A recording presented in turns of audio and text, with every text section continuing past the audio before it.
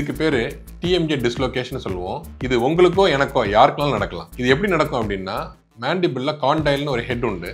அந்த ஹெட் வந்து கொஞ்சம் பல்பஸாக இருக்கும். இது போய் ஆர்டிகுலர் ஃபோசாங்கிற ஒரு வெல் மாதிரி ஒரு ஸ்ட்ரக்சரில் போய் இந்த பேனியல் பேஸில் உட்காரும். அப்படி உட்காரும் போது அந்த மூவ்மெண்ட் வந்து ஒரு ஸ்விங் மாதிரி மூவ்மெண்ட்டில் போகும். சப்போஸ் அடிபடும் போதோ அல்லது இந்த மசில்ஸ் வீக்காக இருக்கும் போது அல்லது ஜாயிண்டே வீக்காக இருக்கும் போது அல்லது ஜெனட்டிக்காக இந்த லோவர் ஜா வந்து கொஞ்சம் ப்ரோக்னாத்திக் ஜாவாக இருந்ததுன்னா இந்த கண்டிஷன் வரதுக்கான வாய்ப்புகள் அதிகம். ஸோ அப்படி இருக்கும்போது இந்த ஹிப்போக்ரட்டிக் மேனோவரோ அல்ல நெலட்டான் டெக்னிக்கோ யூஸ் பண்ணி தாடையை கொஞ்சம் கீழே இறக்கி பின்னாடி தள்ளி மேலே தூக்கணும்னா இந்த டிஸ்லோகேஷனை மூவ் பண்ண முடியும். இது யாரு பண்ணலாம் அப்படின்னா, டென்டிஸ்ட் கண்டிப்பா பண்ணலாம், பிசியோதெரபிஸ்ட் பண்ணலாம், medical assistants who are trained to do this procedure கண்டிப்பா பண்ண முடியும். பட் பாமர மக்கள் பப்ளிக் வந்து இதை அவங்களே அட்டெம்ப்ட் பண்றது கொஞ்சம் ரிஸ்கி ஃபார் த பேஷண்ட்.